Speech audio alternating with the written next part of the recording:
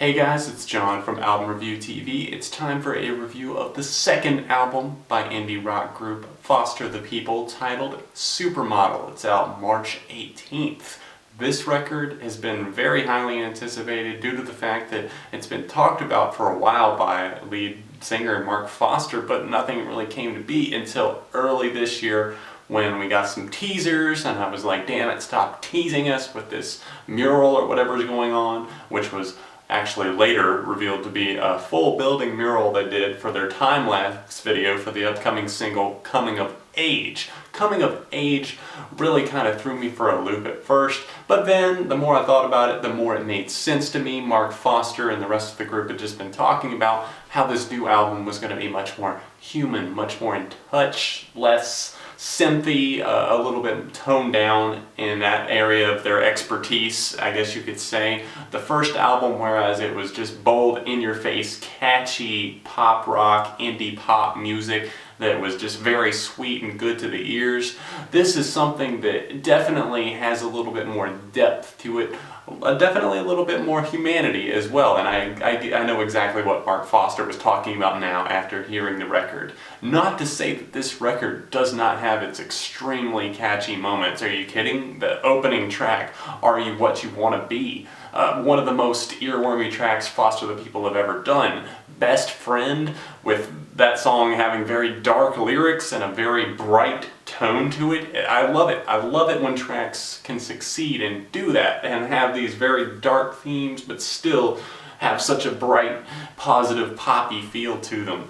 Best Friend is probably the best track on this record. Coming of Age is another one that really succeeds, and they've even got tracks like the very last song, the bonus track, Tabloid Super Junkie, which is kind of like this album's hidden gem, like Broken Jaw was to the first record, Torches. Pseudologia, Fantastica, I hope I'm saying that right. I have trouble with pronouncing things like that. It's just a very complex track that has a very cool drum pattern and a very cool effect to it. It does have a lot of synths on that track, a lot of weird guitars. Mark Foster's vocals to me really stood out on that track, and the lyrical quality is just top-notch for that one, and really this entire record. Mark Foster writes about what he feels. He has strong opinions on things. If you follow the Foster the People Twitter account, you'll see that he speaks his mind a lot of the time. Maybe not so much recently, probably because their publicist is like, hey, let's tone that down to the fact that you guys have your second major label record coming out. Maybe we don't want to offend anyone. But Mark Foster will definitely speak his mind when he wants to or when he needs to say something. Nevermind is another really smart track that kind of snaps lyrically, in my opinion. It's, once again, very well thought out, in my opinion, even though it is one of the longer tracks on the record. All of these tracks are clocking it in. For the most part, I think everything except for the go-between track, The Angelic Welcome of Mr. Jones, is over 4 minutes long. Beginner's Guide to Destroying the Moon is another favorite of mine, another one that definitely explores some new territories that the band has not seen before. Something that I thought going into this record after hearing Coming of Age, I thought that a lot of the album was going to be modeled after that, and that is just not the case. Like I was just talking about, Beginner's Guide to Destroying the Moon, from that to Best Friend, to the opening track, Are You What You Want to Be, to Ask Yourself, to Nevermind. Really, there's so many different styles on this record and so many different things that work. Goats and Trees is one that I'm not exactly a fan of. I think that's one of the weaker tracks on the record. Not necessarily lyrically, it's just that musically it doesn't do anything to really grab the listener and have really an appeal to a broad crowd like a lot of their tracks do. The Truth is one that has a pretty hard-hitting chorus. I think that's the most standout thing about that track right there.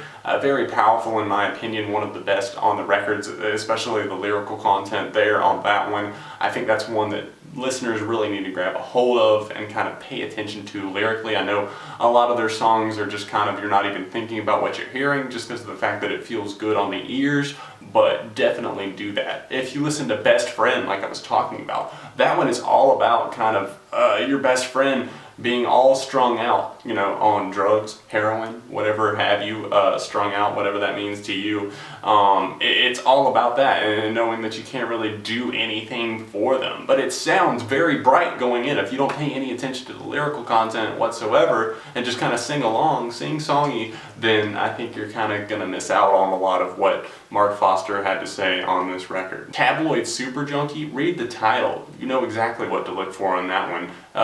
This whole record has themes throughout, not on every song, but a lot of it kind of asking questions about, you know, the media and social media and the presence that it has in today's society and in people's lives. It's so intrusive, etc., things of that nature. I think that's something that he's definitely got a good point on. He definitely makes kind of rehashes things. He does make good points, but sometimes he kind of overdoes it. Some of the songs turn out a little bit more dull. Fire Escape, The Truth, Goats and Trees.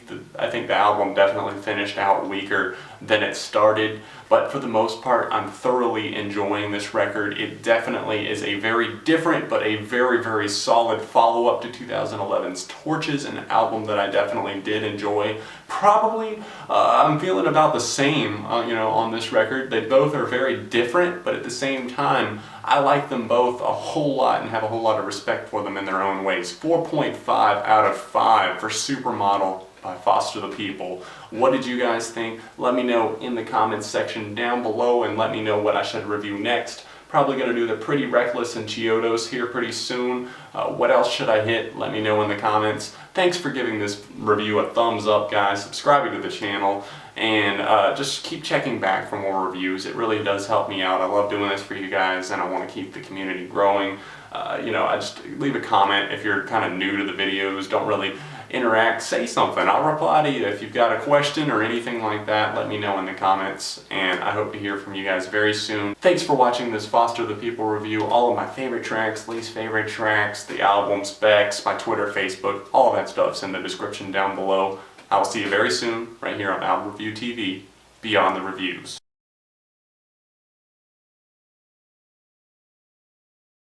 It is a lot harder to focus this camera than you would think.